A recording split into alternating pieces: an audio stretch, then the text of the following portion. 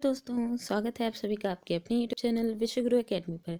तो दोस्तों, आज की इस वीडियो में हम लोग क्लास 10th की साइंस की एनसीईआरटी में 5th चैप्टर तत्वों का आवर्त वर्गीकरण, ठीक है। तो इसमें हम लोग पढ़ेंगे, इसमें आवर्त सारणी के बारे में हम लोग पढ़ेंगे, जो पेरियोडिक टेबल है उसके बारे में डिस्कशन करेंगे।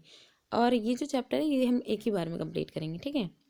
इसमें 2 पोर्शन में नहीं पढ़ेंगे, छोटा सा चैप्टर है काफ़ी, लेकिन इम्पॉर्टेंट बहुत है ये, ठीक है। जब ये मेंडलीव की आवर्त सारणी के बारे में जब आएगा ना, तो अगर आप लोग कोशिश ये करिएगा जब आप ये चैप्टर पढ़ रहे हों तो कॉपी पेन लेकर के बैठिएगा, ताकि आपको जो इम्पोर्टेंट पॉइंट लगे उसे नोट डाउन कर लिएगा। ये बहुत ही इंपॉर्टेंट चैप्टर है, ठीक है। तो आइए फिर स्टार्ट करते हैं। यहाँ पे देखिए, 9वीं कक्षा में हमने सीखा कि हमारे आसपास के पदार्थ तत्व, मिश्रण एवं यौगिक के रूप में उपस्थित रहते हैं। हमने ये भी सीखा कि तत्व एक ही प्रकार के परमाणुओं से बने, यानी कि हमारे आसपास के जो पदार्थ हैं वो चाहे तत्व हो, चाहे मिश्रण हो, चाहे यौगिक हो, इन्हीं इन्हीं रूप में ही वो उपस्थित रहते हैं। अब ये जो तत्व हो या मिश्रण हो या यौगिक हो, ये सब किससे मिल करके बने होते हैं? ये सारे के सारे परमाणु, ठीक है, जो एटम होते हैं उनसे मिल करके बने होते हैं। तो क्या आप जानते हैं कि आज तक कितने तत्वों का पता चल सका? ये लाइन बहुत इंपॉर्टेंट है और ये एग्जाम्स में बहुत पूछी जाती है कि आज तक हमें 118 तत्वों की जानकारी है, ठीक है। इन सभी तत्वों के गुण भिन्न भिन्न हैं। 118 तत्व हैं, लेकिन सबकी जो प्रॉपर्टीज़ हैं वो अलग अलग हैं। और 94 तत्व प्राकृतिक रूप से पाए जाते हैं। नेचुरली अगर जो पाए जा रहे हैं वो 94 हैं, बाकी सब लेबोरेटरी में बने होंगे या फिर और अदर जो भी रिसोर्स होगा, ठीक है। जैसे जैसे विभिन्न तत्वों की खोज हो रही थी, वैज्ञानिक इन तत्वों के गुणधर्मों के बारे में अधिक से अधिक जानकारी एकत्र करने लगे। जैसे जैसे तत्व मिलते गए, इनके बारे में, इनसे रिलेटेड, इनकी जो जो भी प्रॉपर्टीज़ हैं उससे रिलेटेड वो जानकारी जो साइंटिस्ट थे वो एकत्रित करते लगे, ठीक है। उन्होंने तत्वों की इन जानकारी को व्यवस्थित करना बड़ा ही कठिन लगा। अच्छा, उनके पास इकट्ठा तो हो गई तत्वों की जो जानकारी थी, वो इकट्ठा तो हो गई, लेकिन अब उनको व्यवस्थित कैसे किया जाए, उनको एक ऑर्डर में कैसे रखा जाए, कोरिलेट कैसे किया जाए कि एक दूसरे से क्या कनेक्शन हो रहा है, ठीक है। तो उन्होंने इन गुणधर्मों में एक ऐसा प्रतिरूप ढूंढना आरंभ किया जिसके आधार पर इतने सारे तत्वों का आसानी से अध्ययन किया जा सके। तो देखिए, सबसे पहले यहाँ पे इसमें है अव्यवस्थित को व्यवस्थित करना, तत्वों के वर्गीकरण के प्रारंभिक प्रयास। अव्यवस्थित जो तत्व थे उनको व्यवस्थित रूप से उनका वर्गीकरण करना, ठीक है। तो देखिए, हमने पढ़ा है कि कैसे विभिन्न वस्तुओं एवं प्राणियों को उनके गुणधर्मों के आधार पर वर्गीकृत किया जा सकता है। जैसे कि अन्य स्थितियों में हमें गुणधर्मों के आधार पर जो उनकी क्वालिटीज़ होंगी उनके आधार पर व्यवस्थित होने के उदाहरण मिलते हैं। ये जो डेली लाइफ में हम लोग को जो एग्जाम्पल्स मिलते हैं उसे हम देखेंगे। जैसे दुकान में हम जब जाते हैं, परचून की दुकान पे, उसकी शॉप पे जब जाएंगे तो हमें क्या दिखता है? साबुन को एक साथ एक स्थान पर रखा जाता है, वहाँ पे हम देखते हैं, ठीक है। जबकि जो बिस्किट हैं उनको एक साथ दूसरे स्थान पर रखा जाता है। यहाँ तक कि साबुनों में भी नहाने के साबुन और कपड़ा धोने के साबुन को अलग अलग रखा जाता है। उनकी पूरी एक लाइन बनी रहती है, ताकि दूर से ही पता चल जाए कि हाँ, इस रो में जो है ये साबुन का है, वो भी साबुन के कपड़े धोने वाली कौन सी साबुन है, ठीक है। जैसे घड़ी साबुन है या रिन साबुन है, कोई भी। तो इसी प्रकार वैज्ञानिकों ने भी तत्वों के उनके गुणधर्मों के आधार पर वर्गीकृत करने की कई प्रयास किए, ताकि अव्यवस्थित को व्यवस्थित किया जा सके, ताकि इसको ऑर्डर में रख करके हम उसे ईजिली इसको पढ़ सकें, ठीक है।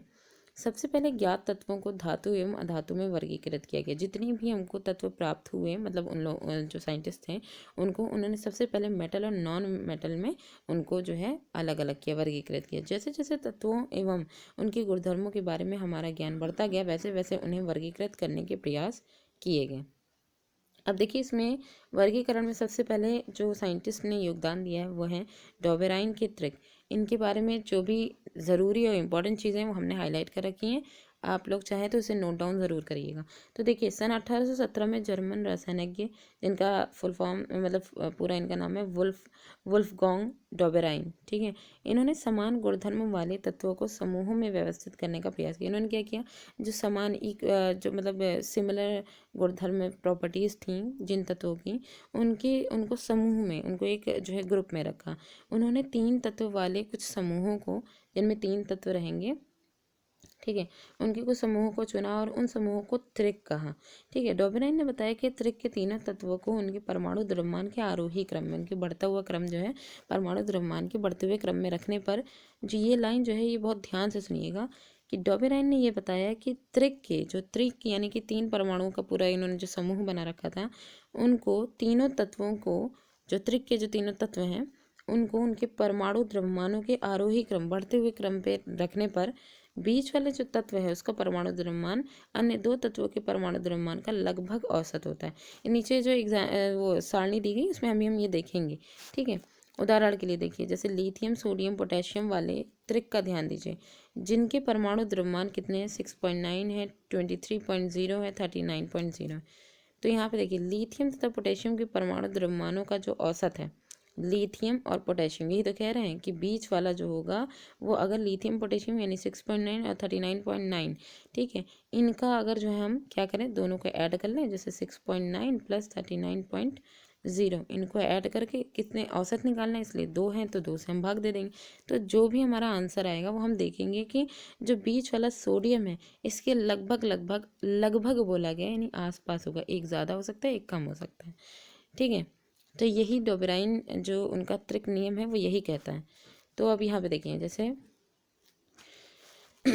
3 तत्वों के कुछ समूह दिए गए हैं नीचे सारणी में। ठीक है, इन तत्वों के परमाणु द्रव्यमान को आरोही क्रम में बढ़ते हुए क्रम जो है उसमें ऊपर से नीचे की ओर व्यवस्थित किया गया है। क्या आप बता सकते हैं कि इनमें से कौन सा समूह डोबेराइन त्रिक बनाता है? तो देखिए 3 तत्व यहाँ पे दिए गए हैं, मतलब कि समूह दिए गए ए, बी और सी। तो देखिए जो ए वाला है, ए में देखिए ये नाइट्रोजन है, फास्फोरस है और आर्सेनिक। तो देखिए नाइट्रोजन का 14 दिया गया है, फास्फोरस का 31 दिया गया है और आर्सेनिक का 74 दिया गया है। हम एक चीज़ यहाँ पे कुछ चीज़ें हैं जिनको हम आपको बताए दे रहे हैं, आप लोग इसको कैलकुलेट करके अपनी कन्फर्मेशन ज़रूर करिएगा। ठीक है, डोबेराइन का त्रिक ये कहता है कि जो पहला वाला है, ठीक है, उसका जो परमाणु द्रव्यमान होगा और जो लास्ट तीसरा वाला है, इन दोनों के परमाणु द्रव्यमानों का औसत, यानी इन दोनों को ऐड करके 2 से अगर भाग दे दें तो जो भी आएगा वो जो फॉस्फोरस है उसके, यानी बीच वाले तत्व के जो परमाणु द्रव्यमान है उसके जो है लगभग आसपास होगा। ठीक है, उसके लगभग बराबर होगा जो इनका औसत आएगा। यानी कि अगर आप इनको जो है कैलकुलेट करने के बाद देखेंगे तो 31 से 32 इसी के आसपास होना चाहिए। ठीक है, तो अभी हम ये नहीं देखेंगे कि ये सही है कि नहीं है, जो यहाँ पे जो सही वाले हैं उनको देख लेते हैं। जैसे बी वाला दिया गया है, इसमें क्या है, कैल्शियम का 40.1 दिया गया, स्ट्रॉन्शियम का 87.6 दिया गया, बेरियम का 137.3 दिया गया।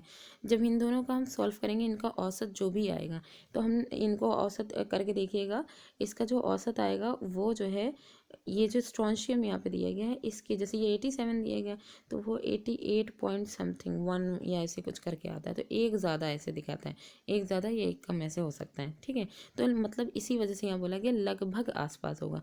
वही इसके साथ भी है, क्लोरीन का 35.5 है, आयोडीन का 126.9 है। तो इन दोनों का औसत जब निकालेंगे तो उसे भाग दे देंगे ऐड करने के बाद, तो हम देखेंगे कि 79, तो ये वाला जो है 79 जो है वो 81 के आसपास रहता है। ठीक है, तो ये इनका जो है मतलब पूरा जो है मतलब लगभग आसपास का पूरा इनका प्रोसीजर रहता है। लेकिन ये जो ए समूह है, ठीक है, इन तीनों को करके देखिएगा। ए समूह वाला जो है, इन दोनों को औसत निकालने के बाद जब इससे देखते हैं तो ये जो है यहाँ पे फॉस्फोरस को जो है काफ़ी कम रहता है उससे, तो ये वाला जो है ये डोबेराइन के ट्रिक को फॉलो नहीं करता है, पहला वाला जो समूह है। तो यहाँ पे देखिए, आप देखेंगे कि समूह बी तथा समूह सी डोबेराइन त्रिक बनाते हैं। बी और सी वाले डोबेराइन उस समय तक ज्ञात तत्वों के केवल 3 त्रिक ही ज्ञात कर सके थे, इसलिए त्रिक में वर्गीकृत करने की ये जो पद्धति है वो सफल नहीं रही। ठीक है, डोबेराइन के बारे में पढ़ने से पहले यहाँ पे हम कुछ चीज़ें देख लें। जैसे देखिए यहाँ पिक्चर दिखाया गया, इसमें क्या करना है, कल्पना कीजिए कि आपको तथा आपके दोस्तों को टुकड़ों में बटा हुआ एक नक्शा मिलता है। तो किसी खजाने का पता मतलब पता बताता है ये नक्शा, क्या उस खजाने तक का रास्ता पता करना आसान होगा या अव्यवस्थित होगा? ठीक है, तो देखिए रसायन विज्ञान में भी ऐसी ही अवस्था थी। तत्व ज्ञात तो थे, मतलब तत्व मिलते जा रहे थे, उनकी जानकारी उनके गुणधर्म तो प्राप्त होते जा रहे थे, लेकिन उनके वर्गीकरण और उनके अध्ययन की कोई विधि ज्ञात नहीं थी। तो वही जिसमें हेल्प की, सबसे पहले योगदान जो दिया वो डोबेराइन ने दिया। भले इन्होंने जो भी किया कोशिश की इन्होंने, ठीक है, और डोबेराइन का त्रिक यहाँ पे दिखाया गया है कि लिथियम सोडियम पोटेशियम ये है सी, और जो है calcium strontium barium chlorine bromine iodine. ठीक है, ये डोबेराइन का त्रिक है। डोबेराइन के बारे में देखते हैं, तो इनका जो नाम है वो है जोहान वुल्फगॉन्ग डोबेराइन ने जर्मनी के म्यून्शबर्ग में औषधि विज्ञान की पढ़ाई की और उसके बाद स्ट्रेसबर्ग में रसायन शास्त्र का अध्ययन किया इन्होंने। फिर वे जेना विश्वविद्यालय में रसायन एवं औषधि विज्ञान के प्रोफेसर बन गए। उन्होंने ही सबसे पहले प्लैटिनम को उत्प्रेरक के रूप में पहचाना तथा समांतरिक की खोज की, जिससे तत्वों की आवर्त सारणी का विकास हुआ। तो हम ये कह सकते हैं कि डॉबराइन का भी बहुत बड़ा रोल है। आवर्त सारणी की जो खोज हुई, कि आवर्त सारणी का जो दिमाग में जो आइडिया आया, उसका सबसे पहला जो उसकी चिंगारी जो उठाई थी वो डॉबराइन ने उठाई थी। ठीक है। और दूसरा इनका एक बहुत इंपॉर्टेंट है कि जो प्लैटिनम एज अ कैटलिस्ट के फॉर्म में जो यूज़ होता है, उसको भी सबसे पहले जो है इन्होंने, डॉबराइन जो है उन्होंने ही इसको पहचाना था। अब आगे देखते हैं, दूसरे यहाँ पे आते हैं न्यूलैंड्स का अष्टक सिद्धांत। ये सेकेंड है। डॉबराइन के प्रयासों ने दूसरे रसायनज्ञों को तत्वों के गुणधर्मों और उनके परमाणु द्रव्यमान के साथ संबंध स्थापित करने के लिए प्रोत्साहित किया। देखा, तो यही यहाँ पे ना डॉबराइन ने उनकी हेल्प की। अब आगे जो और साइंटिस्ट थे, क्योंकि माइंड सभी के पास होता है, बस एक वे प्रोवाइड किया जाता है। तो सन 1866 में अंग्रेज वैज्ञानिक जॉन न्यूलैंड्स ने ज्ञात तत्वों को परमाणु द्रव्यमान के आरोही क्रम में व्यवस्थित किया। ठीक है। उन्होंने सबसे कम परमाणु द्रव्यमान वाले तत्व हाइड्रोजन से आरंभ किया और 56वें तत्व थोरियम पर इसे समाप्त कर दिया।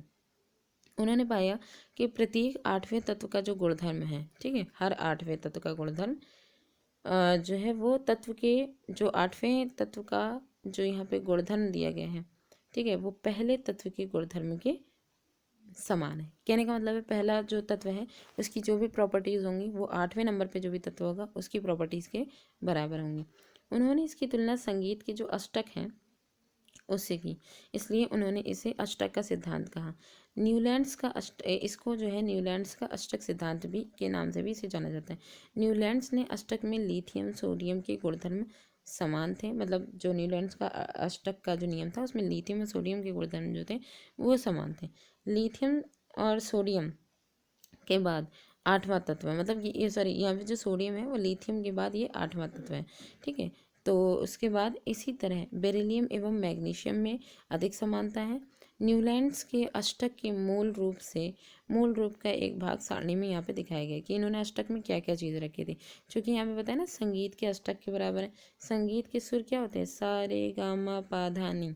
ठीक है। और इसको जो है अंग्रेजी उसमें डोरे मी फा सो ला टी, ये जो है यहाँ पे थोड़ा सा चेंज करके भी नीचे पता चलेगा कैसे क्या है। तो यहाँ पे क्या इन्होंने बताया कि जो कोबाल्ट था, ठीक है, लिथियम और सोडियम, ठीक है, उनके गुणधर्म इनको जो है इक्वल लगे। सोडियम लिथियम के बाद 8वां तत्व है। ठीक है। और यहाँ पे जो बेरिलियम और मैग्नीशियम है उनमें अधिक समानता मिली। यहाँ पे ये देखिए बेरिलियम और मैग्नीशियम। अच्छा, ये जो यहाँ पे ये दिया गया ना, ये भी कन्फ्यूज़न हो रही होगी आखिर ये कहाँ से मिला। अभी हम लोग जो मेन मॉडर्न वाली आवर्त सारणी देखेंगे तो उसमें ये अपने आप क्लियर हो जाएगा। बस हमें इसका न्यूजीलैंड के अष्टक नियम का सिर्फ इतना ध्यान रखना है कि पहले नंबर पर जो भी परमाणु दिया जा रहा है, जैसे मान लीजिए यहाँ लिथियम पहले नंबर पर दिया जा रहा है, मान लेते हैं, ठीक है, उसके 8वें नंबर पे जो भी परमाणु होगा, मान लेते हैं सोडियम जो है वो 8वें नंबर पे है, ठीक है, तो वो उन दोनों की जो क्वालिटीज़ होंगी वो लगभग उनके गुणधर्म समान होंगी। तो इसे हम जब 8वें वो जो मेन हम लोग की आधुनिक वाली है उसमें हम जब देखेंगे तो हमें ये क्लियर हो जाएगा कि कौन पहले पे कौन 8वें पे। ठीक है। यहाँ पे देखिए कि क्या आप संगीत के सुरों से परिचित हैं? भारतीय संगीत प्रणाली में संगीत के 7 सुर होते हैं, सा रे गा मा पा धा नी। ठीक है। पाश्चात्य संगीत में लोग इन सुरों का ऐसे उपयोग करते थे, जो पाश्चात्य प्रणाली थी, ठीक है, मतलब कि वेस्टर्न जो अंग्रेज़ों के टाइम में जो आई थी, तो उसमें लोग जो है यही जो संगीत के सुर होते थे उसको डो रे मी फा सोला टी ऐसे करके जो है वो लोग पढ़ते हैं। सुर के स्केल, पूर्ण टोन और अर्ध टोन आवृत्ति अंतराल था उससे अलग किए गए होते हैं। इन सुरों का उपयोग कर कोई संगीतकार संगीत की रचना करता है। स्पष्ट है कि कुछ सुर बार बार दोहराए जाते हैं। प्रत्येक 8वां सुर पहले सुर जैसा होता है। कुछ सुर जो हैं वो बार बार दोहराए जाते हैं और हर 8वां सुर जो होता है वो पहले जैसा होता है तथा अगली पंक्ति का पहला सुर होता है। ठीक है। अगली पंक्ति का पहला सुर बताया जा रहा है। तो इसी वजह से यहाँ पे जो अष्टक नियम है वो यहीं पे ही इन्होंने जो है परमाणु को अरेंज किया उनके द्रव्यमानों के जो है आरोही क्रम में, कि जो पहला है, ठीक है, पहले नंबर पे जो भी तत्व होगा उसका जो भी परमाणु क्रमांक हो वो 8वें नंबर पे जो भी तत्व है उसके जो है दोनों के गुणधर्म इक्वल होंगे। ठीक है।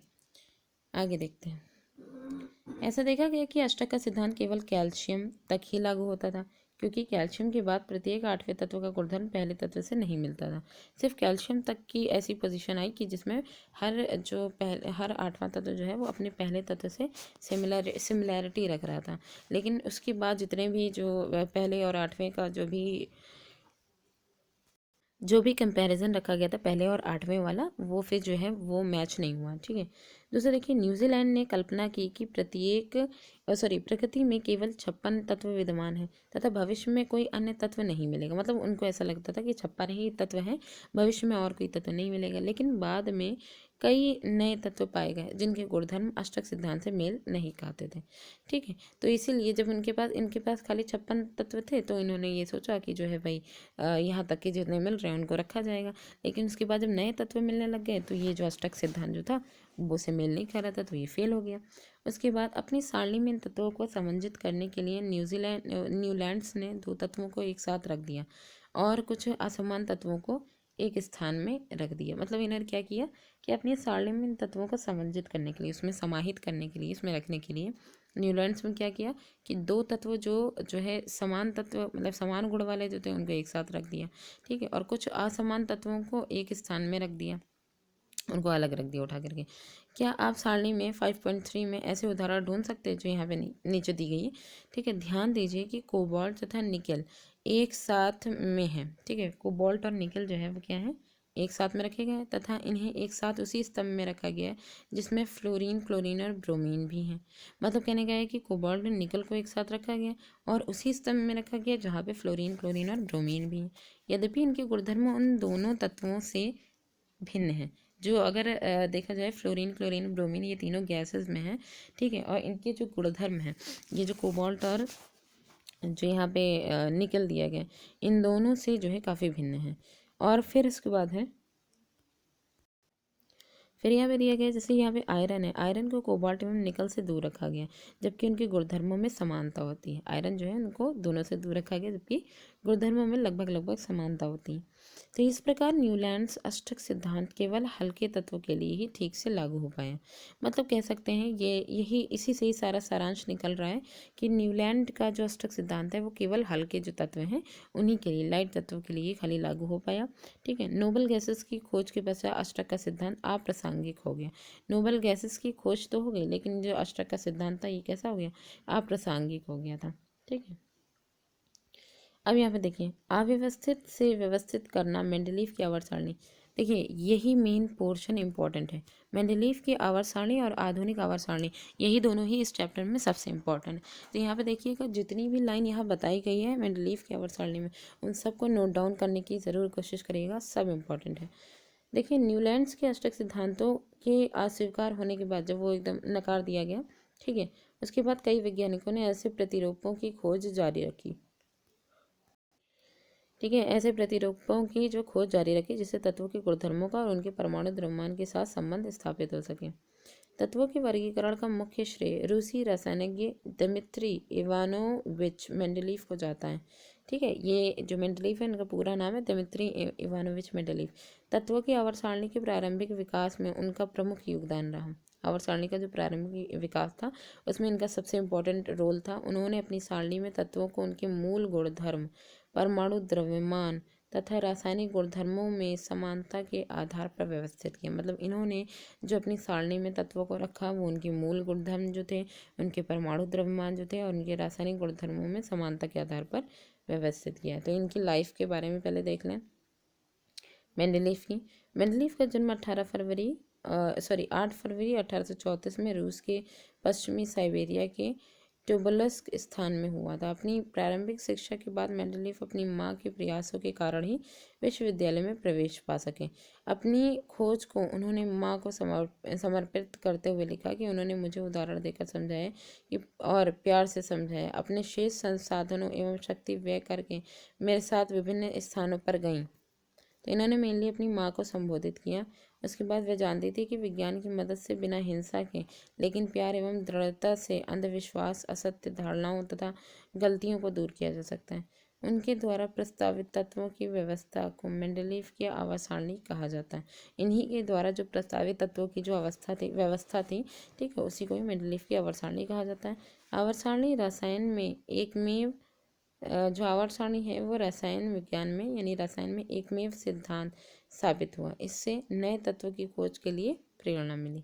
ठीक है, एक यूनिवर्सल जो है सिद्धांत जो होता है उसके आधार पर वो ये साबित हुआ कि इसी के बेस पर जो है नए तत्वों की खोज की प्रेरणा मिल गई। ठीक है, जब मेंडलीफ ने अपना कार्य आरंभ किया तब तक 63 तत्व ज्ञात थे। मेंडलीफ ने जब स्टार्टिंग की तो तब तक के कितने तत्व मिल चुके थे? 63। और जो है ये क्या नाम था इनका? न्यूलैंड्स के टाइम में 56 जो है खाली तत्व थे। ठीक है, अब इनके टाइम में इन्होंने जब स्टार्टिंग की तब तक के 63 तत्व हो चुके थे। उन्होंने तत्वों के परमाणु द्रव्यमान एवं उनके भौतिक तथा रासायनिक गुणधर्मों के बीच संबंध का अध्ययन किया। ठीक है, और रासायनिक गुणधर्मों के अंतर्गत मेंडलीफ ने तत्वों के ऑक्सीजन एवं हाइड्रोजन के साथ बनने वाले यौगिकों पर अपना ध्यान केंद्रित किया। ठीक है, और उन्होंने अधिकांश एवं हाइड्रोजन का इसलिए चुनाव किया। मेनली क्या है कि देखिए यहाँ पे रासायनिक गुणधर्मों के अंतर्गत मेंडलीफ जो है उन्होंने तत्वों के ऑक्सीजन और हाइड्रोजन के साथ बनने वाले जितने भी यौगिक हैं उन पर अपना ध्यान केंद्रित किया। और इसके अलावा उन्होंने ऑक्सीजन एवं हाइड्रोजन के लिए चुनाव किया क्योंकि ये अत्यंत सक्रिय है। मतलब इन्होंने सभी जितने भी तत्व थे उनमें ऑक्सीजन और हाइड्रोजन को ही क्यों लिया? क्योंकि ये बहुत ही ज़्यादा सक्रिय होते हैं, सक्रिय धातुएं हैं और अधिकांश तत्वों के साथ ये यौगिक बना लेते हैं। इस बेस पे सक्रिय हैं। ठीक है, विस्फोटक बेस पे नहीं। तत्व से बनने वाले हाइड्राइड एवं ऑक्साइड के सूत्र को तत्वों के वर्गीकरण के लिए मूलभूत गुणधर्म माना गया। उन्होंने 63 कार्ड लिए एवं प्रत्येक कार्ड पर अलग अलग तत्वों के गुणधर्मों का लिखा। उन्होंने समान गुणधर्म वाले तत्वों को अलग कर दिया। जो इक्वल जिनमें क्वालिटीज़ पाई जा रही थी उन तत्वों को इन्होंने अलग कर लिया और इन पत्तों को पिन लगा करके दीवार पर लटका दिया। फिर उन्होंने देखा कि अधिकांश तत्वों को आवर्त सारणी में स्थान मिल गया था तथा अपने परमाणु द्रव्यमान के आरोही क्रम में उनका जो बढ़ता हुआ जो द्रव्य था ना परमाणु द्रव्यमान का, एटॉमिक वेट का, तो उस क्रम में ये तत्व व्यवस्थित हो गए। ये भी देखा गया कि यहाँ पे ये भी देखा गया कि समान भौतिक एवं रासायनिक गुणधर्म वाले जो विभिन्न तत्व अलग अलग जो तत्व थे वे एक निश्चित अंतराल के बाद फिर आ जाते हैं और इसी आधार पर मेंडलीफ ने आवर्त सारणी बनाई। यानी कि जिसका सिद्धांत ये था कि तत्वों के गुणधर्म जितने भी क्वालिटीज़ हैं उनके परमाणु द्रव्यमान का आवर्त फलन होते हैं।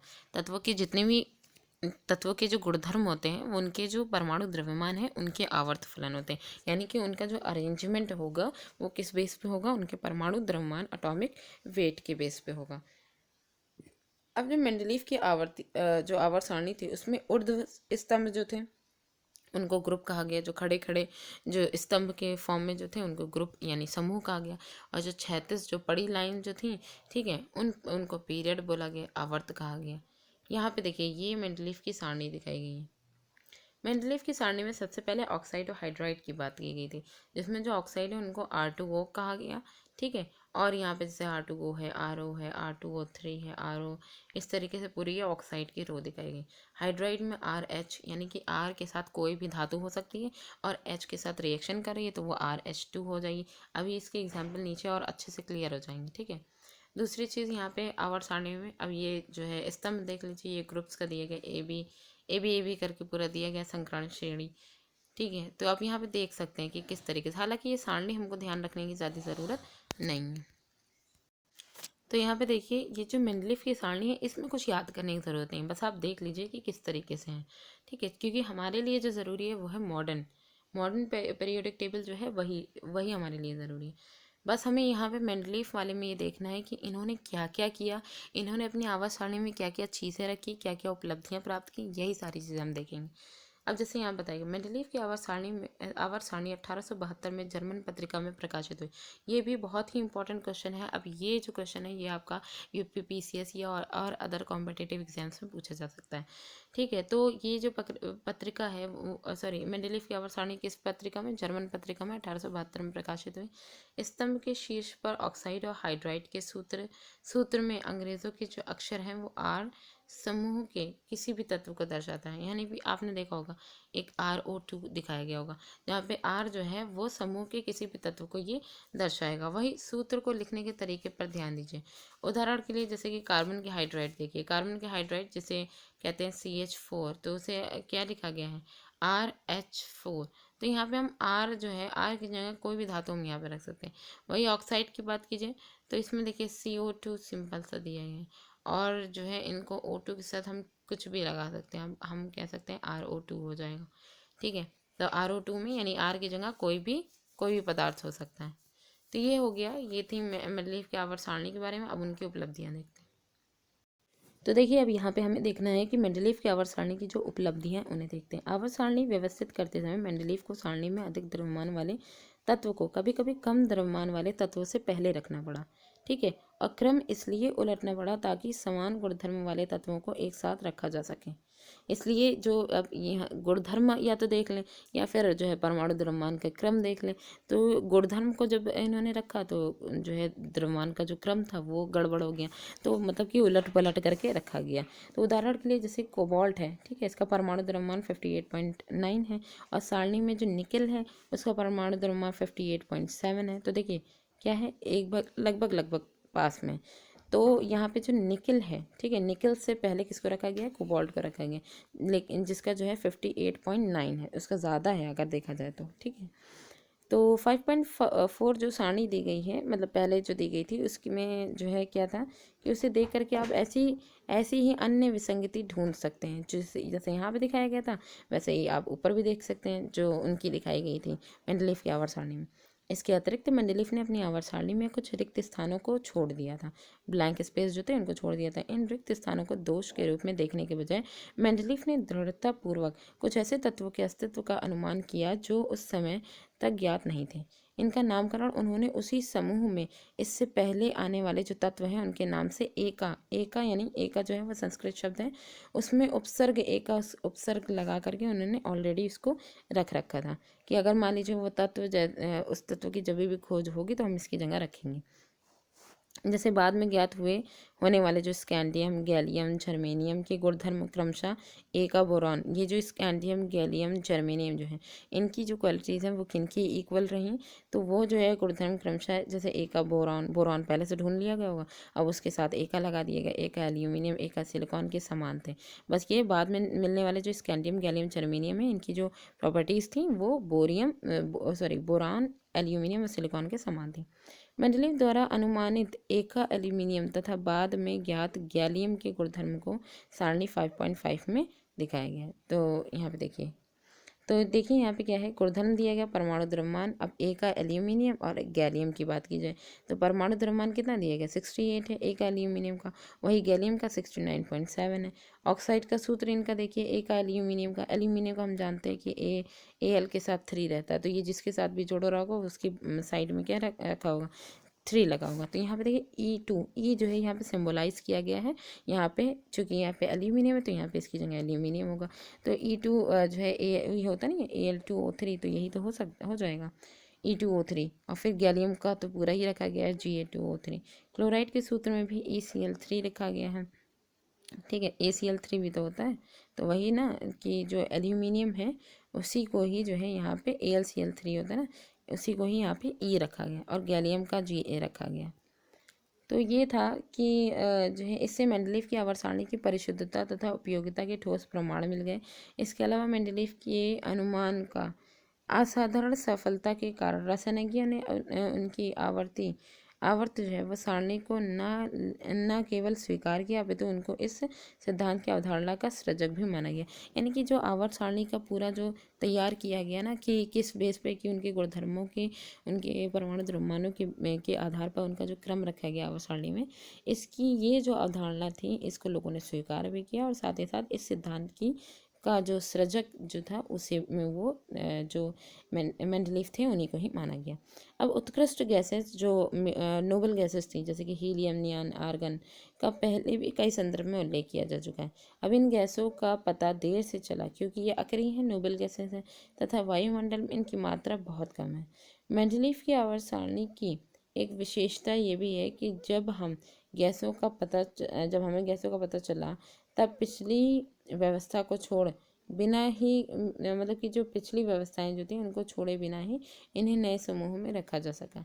तो ये इसकी जो मेंडलीव की आवर्त सारणी जो थी उसकी खासियत यहाँ पे यही हुई। एक विशेषता ये थी कि जब इन गैसों का पता चला, नोबल गैसेस पहले तो रखी नहीं गई थी, बाद में इनकी खोज हुई, तो जब इन गैसेस का पता चला तब पिछली व्यवस्था जो भी ऑर्डर में रखा गया होगा या जो गैसेस थी उनको जो है उनके बीच में स्पेस छोड़ दिया गया होगा, तो पिछली व्यवस्था को छोड़े बिना, पिछली जो व्यवस्था थी उसको भी रहने दिया, उसको छोड़े बिना इन्हें नए समूह में रखा जा सका। ठीक है, उसके बाद क्या है, अब मेंडलीव की वर्गीकरण की सीमाएं। मेंडलीव ने जो आवर्त सारणी का वर्गीकरण किया था उनके लिए क्या बाउंडेशन थी।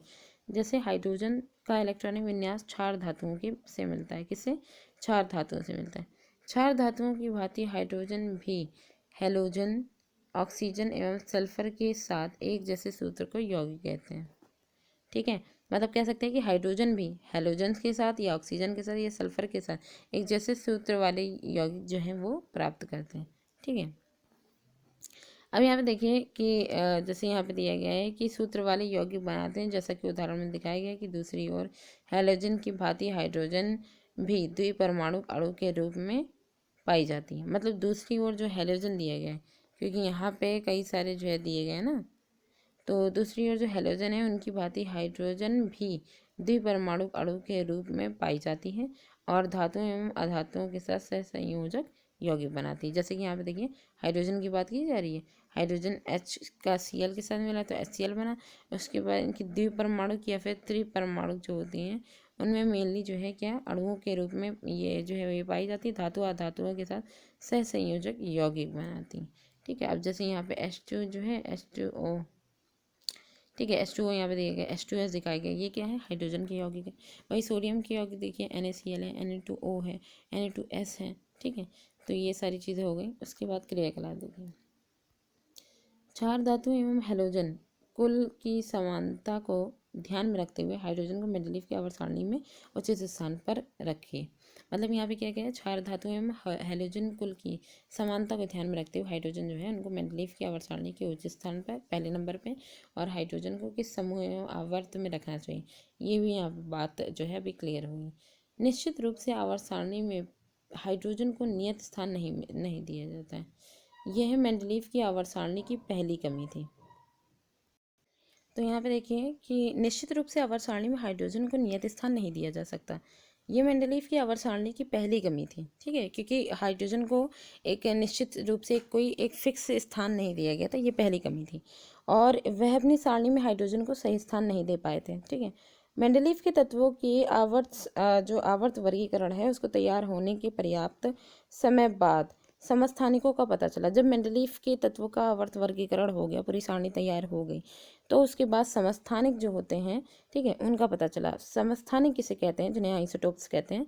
जब हम ये इसमें होता है, हम जानते हैं कि किसी तत्व के समस्थानिकों के रासायनिक गुणधर्म समान होते हैं लेकिन उनके परमाणु द्रव्यमान भिन्न होते हैं। यानी कि जो आइसोटोप्स होते हैं उनमें हम ये कह सकते हैं कि उनके जो परमाणु जो क्रमांक हैं वो इक्वल होंगे। ठीक है, और उनके जो परमाणु द्रव्यमान है वो अलग अलग होंगे। तो यही जो है समस्थानिक कहलाते हैं। तो क्रियाकलाप में देखिए, जैसे क्लोरीन के समस्थानिक, जैसे क्लोरीन 35 इसका वेट दिया गया, इसका परमाणु क्रमांक कितना होता है? 17 होता है। तो परमाणु क्रमांक तो फिक्स रहेगा लेकिन द्रव्यमान अलग अलग है। ठीक है, और वही दूसरे में जो है कितना दिया गया? वेट 37 दिया गया। इसके अलावा देखिए उनके परमाणु द्रव्यमान भिन्न भिन्न होने के कारण क्या आप उन्हें अलग अलग रखेंगे? मतलब उनके परमाणु द्रव्यमान जो है वो अलग अलग हैं, तो आप क्या अब उनके जो है क्या अलग अलग उनको रखेंगे? अब एक साथ उनके समस्थानिकों को नहीं रखा जाएगा। तो क्लोरीन का एग्जाम्पल दे रहे हैं यहाँ पे। या रासायनिक गुणधर्म समान होने के कारण आप दोनों को एक ही स्थान पर रखेंगे। मतलब इनका क्या, ये जो समस्थानिकों की जो खोज हुई इसके बाद बड़ी कन्फ्यूज़न हो गई कि आखिर अब इनका किया क्या जाएगा। तो देखिए, इस प्रकार सभी तत्वों के समस्थानिक मेंडलीव के आवर्त नियम के लिए एक चुनौती थी। दूसरी समस्या ये थी कि एक तत्व से दूसरे तत्व की ओर बढ़ने पर परमाणु द्रव्यमान नियमित रूप से नहीं बढ़ते थे। मतलब कहने का, जब एक तत्व से दूसरे तत्व की तरफ जब जाते थे, ठीक है, तो उनके परमाणु द्रव्यमान में कुछ में ज़रा सा फर्क होता था, अदरवाइज कभी कभी तो क्लियर एकदम जो है इक्वल हो जाते थे। तो मतलब एक नियमित रूप से एक जो सीक्वेंस होता था उसके रूप में नहीं बढ़ते थे। इसलिए ये अनुमान लगाना कठिन हो गया था कि दो तत्वों के बीच कितने तत्व खोजे जा सकते हैं। तो विशेषकर जब हम भारी तत्वों पर विचार करते हैं तो काफ़ी कठिनाई होती है, जब भारी तत्वों की जब बारी आती है। ठीक है। तो अब यहाँ पे देखिए, अव्यवस्थित से व्यवस्थित करना आधुनिक आवर्त सारणी से। अब यहाँ पे हमारी मेन इंपॉर्टेंट जो हमारी मॉडर्न पीरियोडिक टेबल है वो आती है। ठीक है, अब उसमें हम जो है अव्यवस्थित रूप से जो तत्व रखे गए हैं उनको व्यवस्थित करेंगे। ठीक है, इनमें सबसे पहले किसने जो है ये मतलब इसमें रोल प्ले किया है, तो देखिए 1913 में हेनरी मोजले ने बताया कि तत्वों के परमाणु द्रव्यमान की तुलना में उनकी परमाणु संख्या, जिसे हम Z से डिनोट करते हैं, अधिक आधारभूत गुणधर्म है। यानी कि अगर हम परमाणु जो क्रमांक हैं यानी परमाणु संख्या जो है उसके आधार पर अगर हम तत्वों का अरेंजमेंट करें तो वो ज़्यादा सुटेबल होगा। कैसे होगा उसे हम देखेंगे। देखिए, तदनुसार मेंडलीव का आवर्त सारणी में परिवर्तन किया गया। फिर अब मेंडलीव की जो आवर्त सारणी थी उसमें कुछ चेंजेस किए गए। तो हालांकि मदद उसी से ही मिली, लेकिन अब उसमें जो अशुद्धियाँ थी उनको दूर किया गया, उसमें चेंजेस किए गए। तो क्या हुआ, परिवर्तन किया गया तथा परमाणु संख्या को आधुनिक आवर्त सारणी के आधार के रूप में स्वीकार किया गया। इसे आधुनिक आवर्त नियम का इस प्रकार वर्णित किया जा सकता है। मतलब आधुनिक आवर्त नियम के आधार पर अगर देखा जाए तो हमारी डिफिनेशन ये आती है कि तत्वों के गुणधर्म, तत्वों की जो प्रॉपर्टीज़ होती हैं उनकी परमाणु संख्या का आवर्त फलन होते हैं। तो आप जानते हैं कि परमाणु संख्या में हमें परमाणु के नाभिक में स्थित जो प्रोटॉन है उनकी संख्या का पता चलता है। भाई देखिए, परमाणु संख्या हम किसके आधार पर लेते हैं, जो नाभिक में, परमाणु के नाभिक में उपस्थित जो प्रोटॉनों की संख्या होती है वही हमारी परमाणु संख्या जो है मतलब कि वही बनती है। ठीक है, तथा एक तत्व से दूसरे तक बढ़ने पर इस संख्या में एक ही बढ़ोतरी होती है। मतलब हम ये कह सकते हैं परमाणु क्रमांकों में जो बढ़ोतरी हो रही है वो एक तत्व से दूसरे तत्व में जब हम जाते हैं तो एक ही इकाई होता है, और ये फिक्स रहता है। ये नहीं कि अगर एक तत्व से दूसरे में गए, एक बढ़ा, दूसरे तीसरे में गए तो दो बढ़ गया, तो ऐसा नहीं होता है, एक एक का ही डिफरेंस रहता है। ठीक है, तो ये एक अच्छी भी चीज़ थी। और तत्वों को उनकी परमाणु संख्या के आरोही क्रम में व्यवस्थित करने पर, आरोही क्रम में फिर व्यवस्थित किया गया, उनके जो है छोटे से बड़े की तरफ लेकर के गए। तो इसी पर ही जो वर्गीकरण प्राप्त होता है उसी को ही हम आधुनिक आवर्त सारणी कहते हैं। ठीक है, तो इसमें क्या हुआ, तत्वों को परमाणु संख्या के आरोही क्रम में व्यवस्थित करने पर तत्वों के गुणधर्मों का अधिक परिशुद्धता से अनुमान लगाया जा सकता था। मतलब कहने का, जब उनको परमाणु संख्या के आधार पर और उनके आरोही क्रम में व्यवस्थित किया गया तो फिर तत्वों का जो गुणधर्म है उसमें अधिक परिशुद्धता से अनुमान लगाया गया। ठीक है, अब क्रियाकलाप में देखिए, जैसे आधुनिक आवर्त सारणी में कोबाल्ट एवं निकल के स्थान कैसे निर्धारित किए गए। मतलब यही जो कोबाल्ट और निकल के लेकर के जो कन्फ्यूज़न चल रही थी, अब आधुनिक जो आवर्त सारणी इसमें इनकी क्या पोजीशन है। तो अभी हम जब इसकी पूरी आवर्त सारणी देखेंगे पीरियोडिक टेबल, तो इसमें देखेंगे क्या है पोजीशन। दूसरी है, आधुनिक आवर्त सारणी में विभिन्न तत्वों के समस्थानिकों का स्थान कैसे सुनिश्चित किया गया।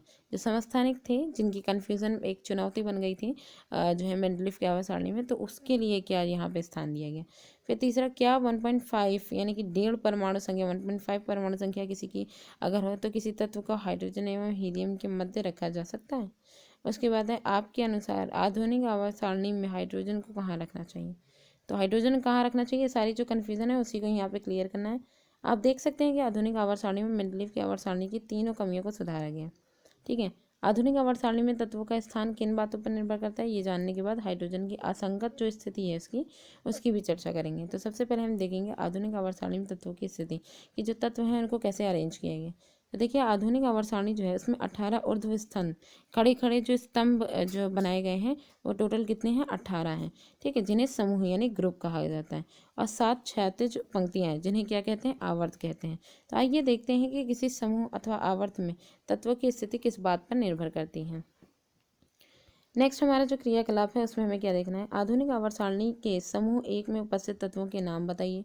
आधुनिक आवर्त सारणी में 18 समूह है ना, तो समूह एक में कितने जो है तत्व हैं उनके हमें नाम बताने हैं। अभी देखेंगे सब यहाँ पे सारे क्वेश्चन क्लियर होंगे। समूह एक के पहले 3 तत्वों के इलेक्ट्रॉनिक विन्यास। भाई देखिए, समूह ए में सबसे पहले हाइड्रोजन आता है, उसके बाद लिथियम आता है, फिर सोडियम आता है। ठीक है, तो इनके जो है क्या हो जाएगा, 1 हो जाएगा, 3 हो जाएगा और 11 हो जाएगा। तो ये सारी चीज़ें देखेंगे। इन तत्वों का इलेक्ट्रॉनिक विन्यास में क्या समानता है और इन तत्वों में कितने संयोजकता इलेक्ट्रॉन है। तो यही 2 क्वेश्चन जो यहाँ पे दिए गए यही इंपॉर्टेंट है, जिसका आंसर हमें अभी यहाँ नीचे मिलेगा। तो पहले हम यहाँ पे पीरियोडिक टेबल देख लेते हैं। तो ये जो आवर्त सारणी है इसको देखिए एकदम ध्यान से देखिएगा, इसमें सारी चीज़ें एक एक करके देखेंगे। आधुनिक आवर्त सारणी दी गई है, ठीक है। मॉडर्न पीरियोडिक टेबल जो है उसमें इसमें देखिए जो लाइट ग्रीन कलर है वो धातुओं को निर्धारित कर रहा है, और पिंक कलर उपधातुओं बताएगा, और जो येलो कलर में आ रहा है वो अधातु बताएगा, ठीक है।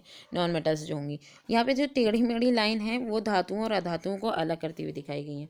ये समूह संख्या है जिसमें जो है यहाँ पे 1 2 3 4 5 6 7 8 9 10 11 12 13 14 15 16 17 18 टोटल कितने समूह थे? 18 समूह थे, ठीक है। और ये यहाँ पे इनके आवर्त दिए गए 7 इनके पीरियड्स दिए गए, ठीक है। अच्छा, हम लोग ने जो शुरू में देखा था एक जो क्वेश्चन, उसे भी यहाँ पे क्लियर कर लेते हैं। तो यहाँ पे देखिए जो अष्टक नियम जो दिया गया था ऊपर, ठीक है। तो वो उसमें क्या था कि जो पहला जो भी होगा वो पहला जो भी यहाँ पे परमाणु दिया जाएगा, ठीक है।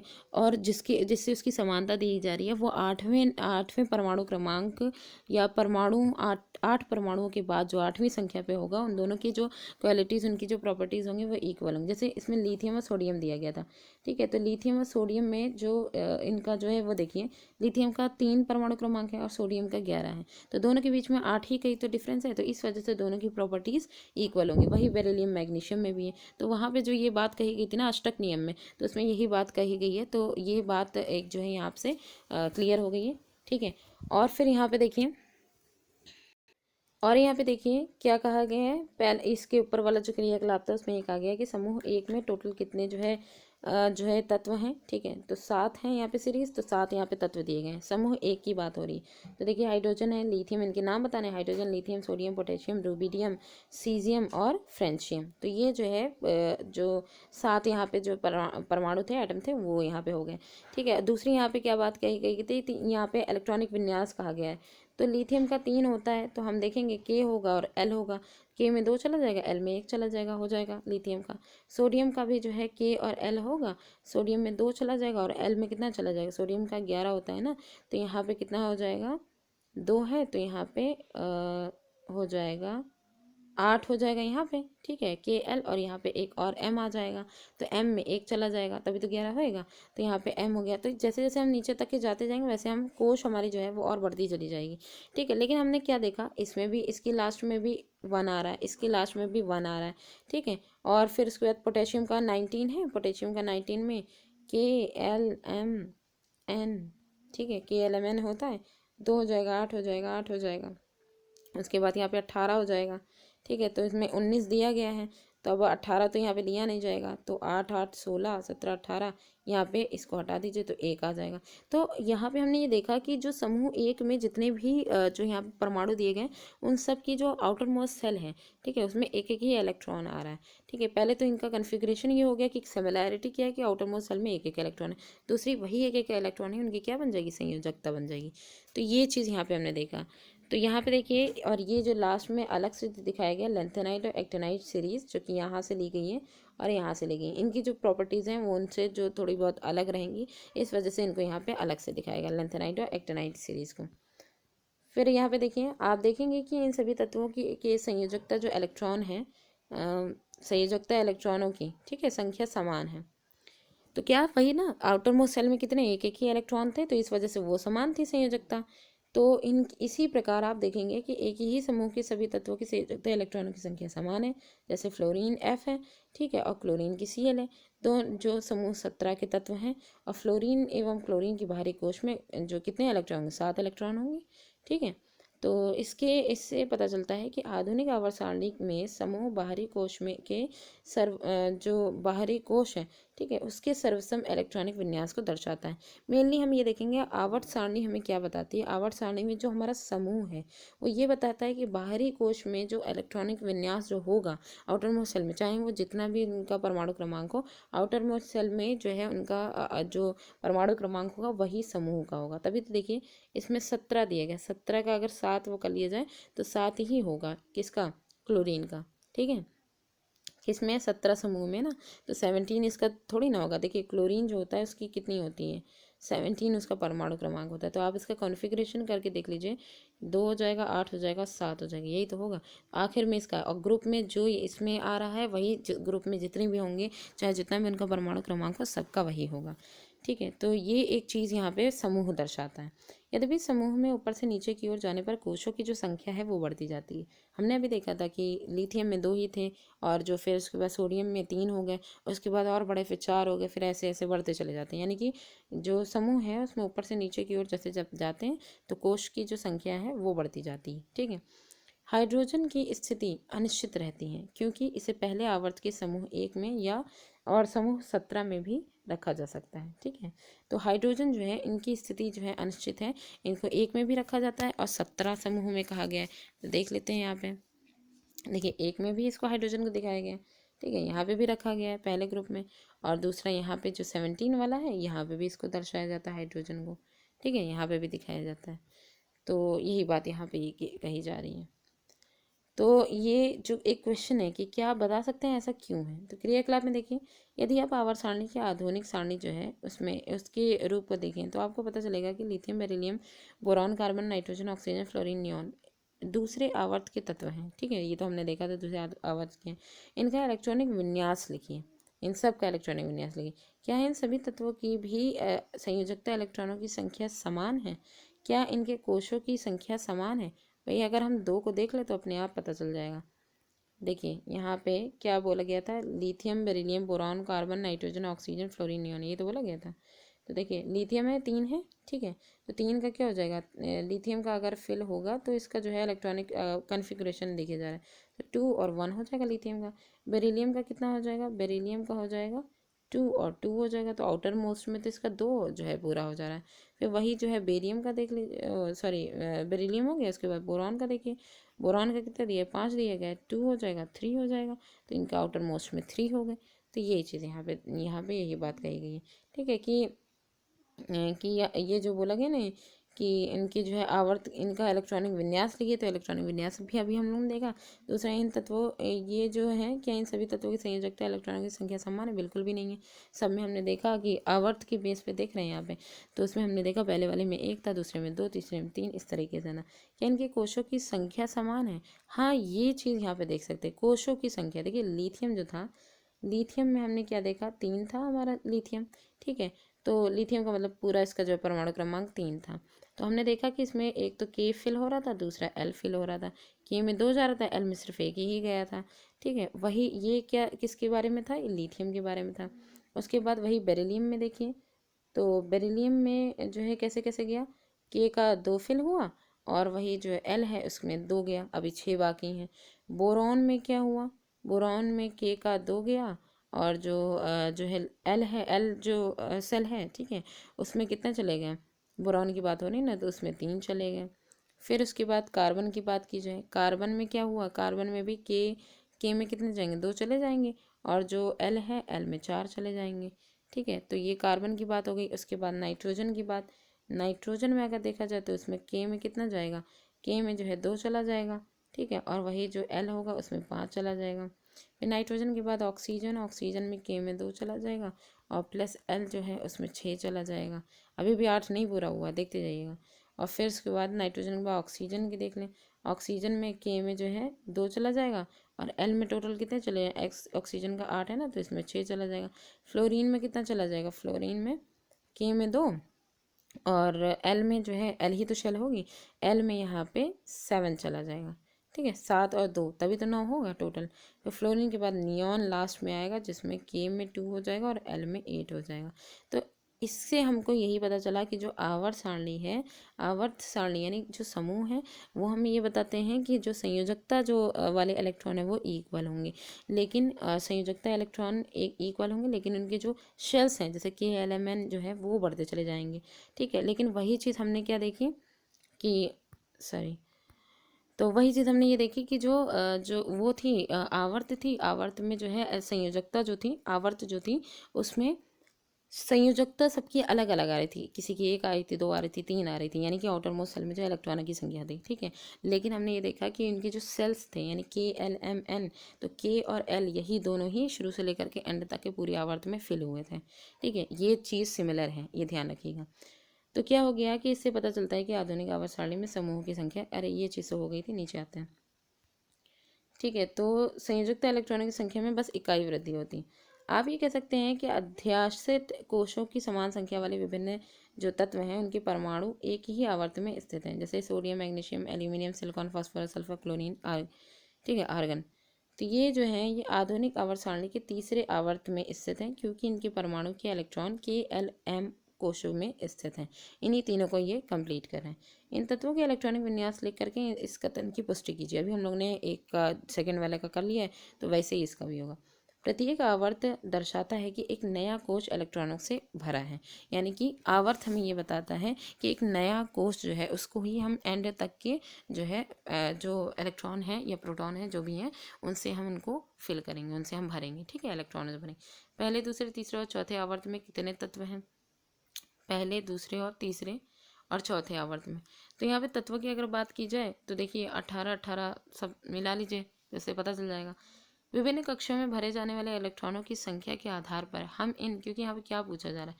तत्व पूछा जा रहा है। तो पहले आवर्त में 18 होंगे, उसके बाद फिर नीचे चले आएंगे। ठीक है, नीचे दूसरे वाले में भी लेकिन पहले वाले में 18 नहीं होंगे। देख लीजिए इसमें क्या कहा गया, पहले, दूसरे, तीसरे, चौथे और, तो पहले वाले में तो 2 ही होंगे। इसमें इधर हाइड्रोजन हो जाएगा, दूसरा उधर हीलियम हो जाएगा। दूसरे आवर्त में इधर 2 इधर हो जाएंगे। ठीक है, 2, 3, 3, 4, 5, 6, 7, 8, 8 हो जाएंगे। ठीक है, उसके बाद तीसरे वाले में 1, 2 इधर हो जाएगा। फिर उसके बाद 3, 4, 5, 6, 7, 8। तो यानी कि पहला, दूसरा, तीसरा, पहले वाले में दो इलेक्ट्रॉन, सॉरी 2 तत्व, और दूसरे और तीसरे में जो है कितने, 8 तत्व।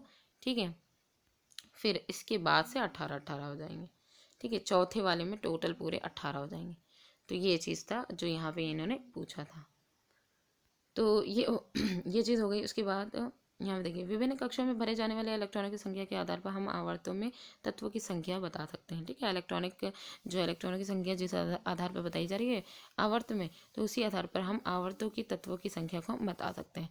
ठीक है, कि आवर्तों की जो संख्या है वो क्या होगी। यानी आगे की कक्षा में आप इस बारे में विस्तार से अध्ययन करेंगे। ये डिटेलिंग दी गई थी ना कि आवर्त सारणी का और क्या क्या होगा, ये हम आगे और अच्छे से क्लियर करेंगे। आप जानते हैं कि किसी कोश में इलेक्ट्रॉनों की अधिकतम संख्या, एक सूत्र यहाँ पे दिया गया 2n2 पर निर्भर करती है, जहाँ n नाभिक से नियत कोश की संख्या को दर्शाता है। यानी n ये बताता है कि k कोश है, l कोश है, कौन सा कोश है। जैसे k कोश अगर होगा तो एक पहली कोश है, 2 × 1⁻2, तो 2 प्रथम आवर्त में 2 ही तत्व हैं। l कोश क्या बताता है, 2 × 2⁻2 यानी जो है 8, दूसरे आवर्त में 8 ही तत्व हैं। तीसरे, चौथे, पाँचवें, छठे, सातवें आवर्त में टोटल कितने हैं क्रमशः, तीसरे, चौथे, पाँचवें, छठे, सातवें बोला गया, तो 8, 18, 18। ठीक है, 18 समय बराबर होंगे। उसके बाद जो है कितने, छठे की बात हो गई। ठीक है, छठे और सातवें तक के 8, 18, 18 हो गया, एक और 18 बढ़ा लो।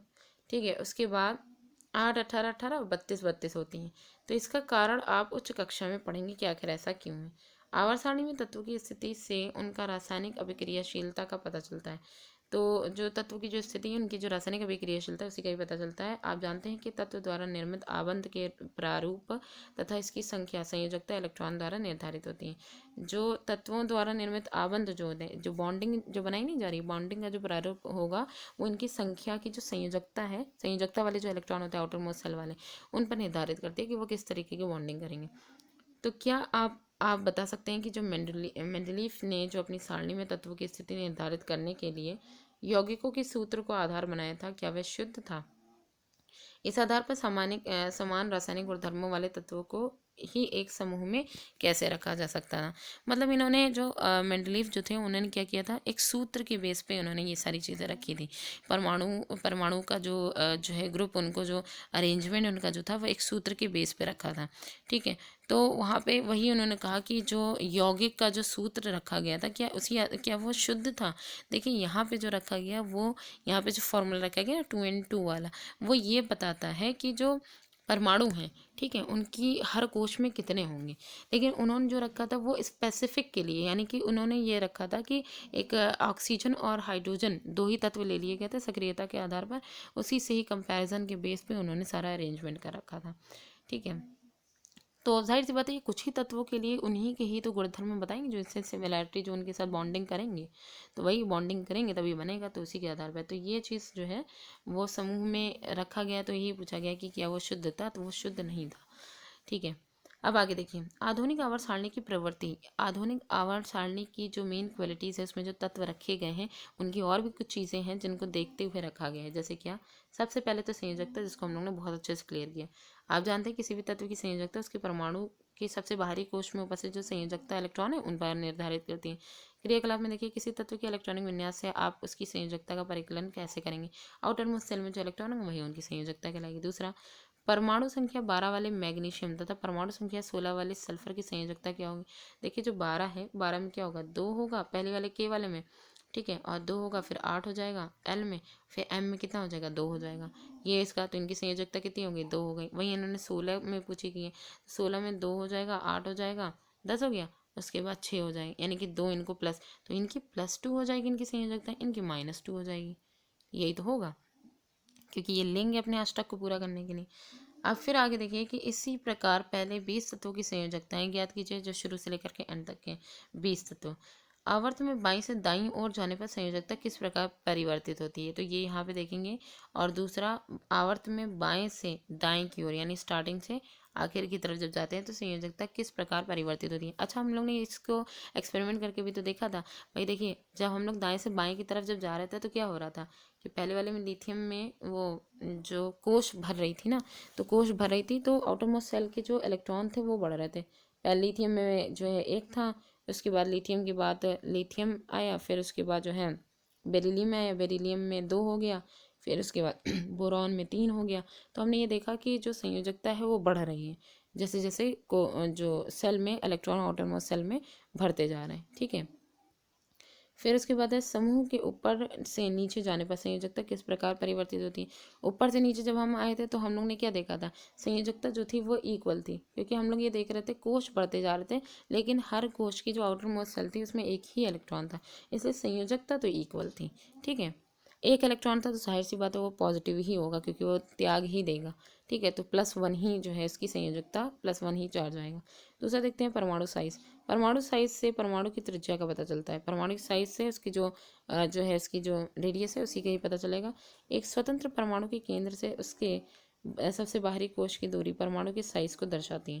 जैसे हाइड्रोजन परमाणु है, उसकी त्रिज्या कितनी है, 37 पैरामीटर, सॉरी पिकोमीटर है, ठीक है, 37 पिकोमीटर है। 1 पिकोमीटर 10⁻12 मीटर के बराबर होती है। तो आइए हम समूह तथा आवर्त में परमाणु साइज की विभिन्नता का अध्ययन करें। तो देखिए, दूसरे आवर्त के तत्वों की परमाणु त्रिज्याएं नीचे दी गई हैं। दूसरे आवर्त की परमाणु त्रिज्या यहाँ पे पिकोमीटर में दी गई है। तो बोरान की कितनी है, 88, बेरिलियम की 111, ऑक्सीजन की 66, नाइट्रोजन की 74, लिथियम की 152, कार्बन की 77। तो ये जो यहाँ पे दिया गया है, इन्हें परमाणु त्रिज्या के अवरोही क्रम में व्यवस्थित कीजिए। तो यहाँ पे ये पूरा दिया गया है, इनका अवरोही क्रम में, यानी कि जो सबसे बड़ा होगा उसको रखेंगे, उसके बाद से छोटा, उससे छोटा, उससे छोटा, बड़े से छोटे की तरफ उसको अरेंज कर देना है। क्या ये तत्व अब आवर्त सारणी की आवर्त की तरह व्यवस्थित है, यानी कि पहले में आप लिथियम कर लीजिए, ठीक है, दूसरे में बेरिलियम कर लीजिए, फिर तीसरे में क्या आ जाएगा, उसके बाद 88 आ जाएगा, बोरॉन आ जाएगा, फिर इसके बाद 88 के बाद कौन सा आएगा, 77, ठीक है, कार्बन आ जाएगा, फिर कार्बन के बाद क्या आ जाएगा, नाइट्रोजन आ जाएगा, 74, उसके बाद ऑक्सीजन आ जाएगा। तो यही तो है जो किसी तत्व के मतलब आवर्त की तरह ये व्यवस्थित है, बिल्कुल। अच्छा, इस वाले क्वेश्चन में क्या पूछ रहा है, किस तत्व का परमाणु सबसे बड़ा और किसका सबसे छोटा है। भाई देखिए, जिसकी जो परमाणु संख्या है वो जितनी ज़्यादा दी गई है, वो उसके परमाणु उतनी ज़्यादा कोश में बढ़ेंगे, जितनी ज़्यादा कोश बढ़ेंगी उतना ही उसका साइज़ भी बढ़ेगा। तो यानी कि जिसका परमाणु क्रमांक सबसे ज़्यादा है वही जो है, किसी तत्व का परमाणु सबसे बड़ा है तो वही सबसे बड़ा होगा। और फिर उसके बाद किसका सबसे छोटा है, तो जिसका सबसे छोटा यहाँ पे दिया गया वो सबसे छोटा, जैसे ऑक्सीजन। आवर्त में बाईं से दाईं ओर जाने पर परमाणु त्रिज्या किस प्रकार बदलती है। तो हम लोग ने वहाँ पे ये देखा था कि परमाणु त्रिज्या बढ़ रही थी, दाएं से बाईं में जब हम लोग जा रहे थे, नहीं बढ़ नहीं रही थी, सॉरी, ये कह सकते हैं कि इलेक्ट्रॉन की अभी पूर्ति हो रही थी शुरू में अगर देखा जाए, ठीक है। अभी यहाँ पे ये आगे क्लियर करेंगे, आप देखेंगे कि आवर्त में बाईं से दाईं ओर जाने पर परमाणु त्रिज्या घटती है, हाँ, ठीक है। क्या होती है, परमाणु त्रिज्या जो है वो घटती है। तो ये लाइन बहुत इंपॉर्टेंट है कि दाईं से बाईं ओर जब जाते हैं तो परमाणु की जो त्रिज्या है वो घटती है, क्योंकि हमने ये चीज़ हम लोग ने डिस्कस की कि आवर्त सारणी में दाईं से जब बाएं पीरियड में जब चलते हैं तो हम देखते हैं कि जो शेल हैं वो नहीं बढ़ रहे हैं, बस आउटर मोस्ट सेल में जो है इलेक्ट्रॉन बढ़ रहे हैं।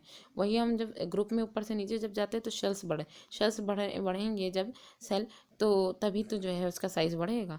जब सेल बढ़ ही नहीं रहे तो त्रिज्या और घटती चली जाएगी। नाभिक में आवेश के बढ़ने से यह इलेक्ट्रॉन को नाभिक की ओर खींचता है। नाभिक में जो आवेश है वो बढ़ेगा तो इलेक्ट्रॉन जो है इसको अपनी ओर खींचेगा, जिससे परमाणु का साइज घटता जाता है। ठीक है, ये भी एक बात यहाँ पे क्लियर कराई गई है। अब यहाँ पे क्रियाकलाप में देखिए क्या है कि प्रथम समूह के तत्वों के परमाणु त्रिज्या में परिवर्तन का अध्ययन कीजिए और उन्हें आरोही क्रम में परमाणु त्रिज्या के अध्ययन करना है। उसके बाद उनके आरोही क्रम में बढ़ते हुए क्रम में लिखना है। तो प्रथम समूह के तत्व में सोडियम, लिथियम, रुबिडियम, सीजियम और पोटेशियम दिया गया। परमाणु त्रिज्या किसमें दी गई है? सोडियम की 186, लिथियम की 152, रुबिडियम की 244, ठीक है, सीजियम की 262 और पोटेशियम की 231। तो हमें क्या करना है, इसको आरोही क्रम में जो है इसको वो करना है, तो अरेंज करना है आरोही क्रम में, बढ़ते हुए क्रम में। ठीक है, तो मतलब छोटे से बड़े की तरफ बढ़ते हुए क्रम में रखना है। तो सबसे पहले हम जानते हैं हमारा सबसे पहले क्या आता है, लिथियम आता है। लिथियम का कितना दिया गया है? 152 दिया गया है। ठीक है, उसके बाद लिथियम के बाद क्या आता है? लिथियम आता है, फिर उसके बाद सोडियम आता है। ठीक है, सोडियम आ जाएगा। तो लिथियम के बाद सोडियम कितना दिएगा? 186 दिया गया। लिथियम हो गया, सोडियम हो गया। उसके बाद आएगा लिथियम, सोडियम, पोटेशियम आ जाएगा। पोटेशियम का कितना दिया गया? 231। पोटेशियम के बाद कौन सा आ जाएगा? रुबिडियम आ जाएगा, Rb, इसका 244, और फिर उसके बाद सीजियम 262। तो ये क्या था? आरोही क्रम यहाँ पे दिया गया था। उसके बाद किस तत्व का परमाणु सबसे छोटा है, किसका सबसे बड़ा है? तो यहाँ पूछा गया है सबसे छोटा किसका है, सबसे बड़ा किसका है। ठीक है, तो देखिए जिसका जो परमाणु क्रमांक है वो जितना ज़्यादा है उसका सबसे, क्योंकि किसी तत्व का परमाणु सबसे छोटा पूछा गया है, अब जाहिर सी बात है इसमें परमाणु क्रमांक इनकी परमाणु त्रिज्या के बेस पे पूछा गया, जिसकी परमाणु त्रिज्या जिसकी जितनी ज़्यादा होगी उसका परमाणु का साइज भी उतना बड़ा होगा। तो सबसे ज़्यादा किसकी है? सीजियम की है। तो सीजियम जो है वो सबसे बड़ा हो जाएगा, और जो है सबसे छोटा कौन सा हो जाएगा? लिथियम हो जाएगा। समूह में ऊपर से नीचे जाने पर परमाणु के साइज कैसे परिवर्तन होता है? क्योंकि उनकी जो शेल्स होती हैं K, L, M, N, ये सब बढ़ती जाती हैं। आप देखेंगे कि समूह में ऊपर से नीचे जाने पर परमाणु का साइज बढ़ता है। ऐसा इसलिए होता है क्योंकि नीचे जाने पर एक नया कोश जुड़ता चला जाता है। इससे नाभिक तथा सबसे बाहरी कोश के बीच की जो दूरी है वो बढ़ जाती है, और इस कारण नाभिक का आवेश बढ़ जाने के बाद भी परमाणु का साइज बढ़ जाता है। आवेश भी बढ़ जाता है भाई, जाहिर सी बात है, जो नाभिक के द्वारा जो फोर्स लगाया जा रहा है आउटर मोस्ट सेल पे वो कम हो जाएगा। ठीक है, तो इलेक्ट्रॉन जल्दी जो है वो त्याग होंगे, जितनी ज़्यादा जो है वो एक्सेप्ट होंगे या त्याग दिए जाएंगे उतनी ज़्यादा जो है उनमें जो चार्जेस आते जाएंगे। धात्विक एवं अधात्विक गुणधर्म क्रियाकलाप के आधार पर देखिए, तीसरे आवर्त के तत्वों की जांच कर उन्हें धातु और अधातु में वर्गीकृत कीजिए। देखिए यहाँ पे ये भी किया गया था, जो आवर्त सारणी थी उसमें हम लोगों ने धातु और अधातु को अलग अलग देखा भी था। तीसरे आवर्त की बात इन्होंने की थी ना, तो देखिए यहाँ पे जो ग्रीन कलर की क्या थी? धातु थी। तो तीसरे आवर्त में ये धातु हैं, ठीक है, एल्यूमिनियम धातु हो गई। तो यहाँ तक ये तीन तो इनकी धातु हो गई। उपधातु में ये सिलिकॉन उपधातु हो गई, और फिर उसके बाद अधातु में ये तीनों आ जाएंगी, फॉस्फोरस, सल्फर, क्लोरीन, आर्गन। ठीक, तो ये चीज़ हो गया। तो ये हो गया। उसके बाद दूसरा देखिए, सारणी में किस और धातुएं स्थित हैं? तो सारणी में धातुओं को हम लोग ने किधर देखा था? धातुएं किधर? ग्रीन कलर की थी ना, तो वो सारी की सारी किधर साइड थी? जो एस ब्लॉक था इधर लेफ्ट साइड में बाईं ओर थी। सारणी में किस और अधातुएं थी? तो वो दाईं ओर थी। सोडियम एवं मैग्नीशियम जैसी धातुएं सारणी के बाईं ओर, सल्फर एवं क्लोरीन जैसी अधातुएं दाईं ओर स्थित हैं। मध्य में सिलिकॉन जैसी जो अर्धधातु या उपधातु है वो है। ये धातु एवं अधातु और धातु दोनों के गुणधर्मों को प्रदर्शित करती हैं। कौन? उपधातु। तो देखिए आधुनिक आवर्त सारणी में एक टेढ़ी मेढ़ी रेखा जो धातुओं को अधातुओं से अलग करती है। इस रेखा पर आने वाले तत्व कौन कौन से आते हैं? इस रेखा पर जो तत्व आते हैं वो कौन कौन से हैं? Boron, silicon, germanium, arsenic, antimony और टेल्यूरियम और पोलोनियम आदि। और एवं अधातु दोनों के गुणधर्म प्रदर्शित करते हैं। ठीक है, तो ये जो यहाँ पे इस लाइन में जो पढ़ने वाले जो तत्व हैं वो धातु अधातु दोनों के गुणधर्मों को प्रदर्शित करते हैं, इसलिए इन्हें अर्धधातु या फिर उपधातु कहते हैं। तीसरे अध्याय में हमने देखा कि आबंध बनाते समय धातु के इलेक्ट्रॉन त्यागने की प्रवृत्ति होती है, अर्थात ये विद्युत धनात्मक होते हैं, यानी जो धातुएं होती हैं वो इलेक्ट्रॉन त्याग देती हैं फौरन से। तो इस वजह से जो इलेक्ट्रॉन त्याग देती हैं तो उन पर पॉजिटिव चार्ज आ जाता है, इस वजह से उन्हें विद्युत धनात्मक आ गया। क्रियाकलाप में समूह में इलेक्ट्रॉन त्यागने की प्रवृत्ति किस प्रकार बदलती है। जो समूह होते हैं उनमें इलेक्ट्रॉन त्यागने की प्रवृत्ति जो है वो किस प्रकार बदलती है, आवर्त में ये प्रवृत्ति कैसे बदलेगी। तो यहाँ पे मेनली हमें देखना है कि समूह में जो इलेक्ट्रॉन त्याग रहे हैं ऊपर से नीचे की तरफ, तो वो उनकी प्रवृत्ति, क्योंकि हमने देखा कि समूह में अगर पहले समूह की जो वो डिपेंड करता है कि जो है, क्योंकि समूह ही ये बताते हैं संयोजकता कितनी होगी, संयोजकता के आधार पर कि अगर वो धातुएं होंगी तो वो त्याग कर देंगी, ठीक है, तो यही पता चल जाएगा कि वो त्याग कर दी जाएंगी, ठीक है। आवर्त में ये प्रवृत्ति कैसे बदलेगी, आवर्त में जो है आउटरमोस्ट सेल में जैसे जो समूह होते हैं इनमें आउटरमोस्ट सेल में कितने बच रहे हैं ये दिखाया जाता है, एक बच रहा है, दो बच रहा है, तीन बच रहा है, कैसे, तो उसी के आधार पर चार्जेस आ जाते हैं, संयोजकता निर्धारित होती है। वही जो आवर्त होता है, आवर्त में संयोजकता निर्धारित होती है, लेकिन इसमें क्या होता है, इसमें भर आ जाता है, त्याग वाक की कोई भावना नहीं होती आवर्त में, ठीक है, तो ये चीज़ होती है। आवर्त में जैसे जैसे संयोजकता कोश के इलेक्ट्रॉनों पर किया जाने वाला प्रभावी नाभिकीय आवेश बढ़ता है, इलेक्ट्रॉन त्यागने की प्रवृत्ति घट जाती है, क्योंकि आवर्त में हम यही तो देखते हैं, आउटर मोस्ट सेल की जो कोश है वो फिल होती जा रही है, कोशें नहीं बढ़ रही हैं बल्कि इलेक्ट्रॉनों की संख्या बढ़ रही है, तो वो जो इलेक्ट्रॉन की संख्या बढ़ रही है तो जो केंद्र के द्वारा उनके ऊपर फोर्स लग रहा है वो और भी ज़्यादा स्ट्रांग होता जा रहा है, तो इलेक्ट्रॉन त्यागने की जो प्रवृत्ति है वो इसी इसी वजह से वो घट जाती है।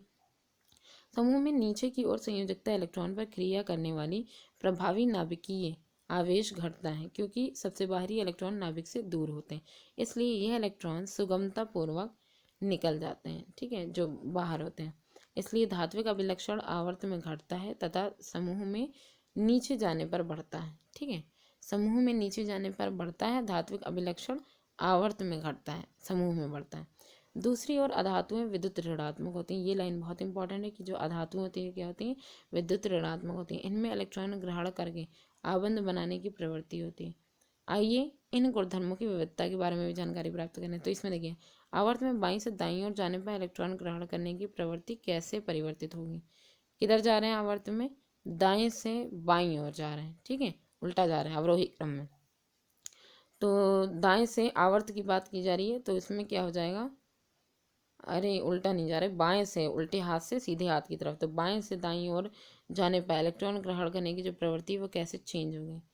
फिर है समूह में समूह में ऊपर से नीचे जाने वाली इलेक्ट्रॉन ग्रहण करने की जो प्रवृत्ति है वो कैसे परिवर्तित हो, समूह में जो ऊपर से नीचे जाते हैं, ठीक है, तो ये चीज़ हो गया। उसके बाद यहाँ दिया गया विद्युत ऋणात्मकता इलेक्ट्रोनेगेटिविटी की जो प्रवृत्ति है उसके अनुसार अधातुएं आवर्त सारणी की दाहिनी और ऊपर की ओर स्थित होती हैं, अधातुएं जो होती हैं वो ऊपर की ओर स्थित होती हैं, किसमें, इलेक्ट्रोनेगेटिविटी की प्रवृत्ति के आधार पर जो अधातुएं हैं वो आवर्त सारणी में दाहिनी और ऊपर की ओर स्थित होती हैं।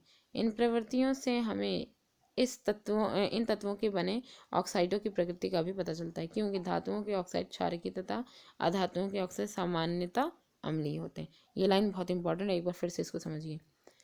इन प्रवृत्तियों से हमें इन तत्वों के से बने जो ऑक्साइड हैं उनकी प्रकृति का भी पता चलता है, क्योंकि धातुओं के जो ऑक्साइड होते हैं वो क्षारीय प्रकृति के और अधातुओं के जो ऑक्साइड होते हैं ये अम्लीय प्रकृति के होते हैं। तो ये लाइन बहुत ही ज़्यादा इंपॉर्टेंट है। तो फ्रेंड्स आज की वीडियो हमारी यहीं पे ही एंड होती है। वीडियो कैसी लगी कमेंट करके ज़रूर बताइएगा। नेक्स्ट जो हमारा चैप्टर होगा वो एक बार फिर से बहुत लेंथी चैप्टर है, उसे हम फिर से 2 पोर्शन में पढ़ेंगे, ठीक है। Thanks for watching.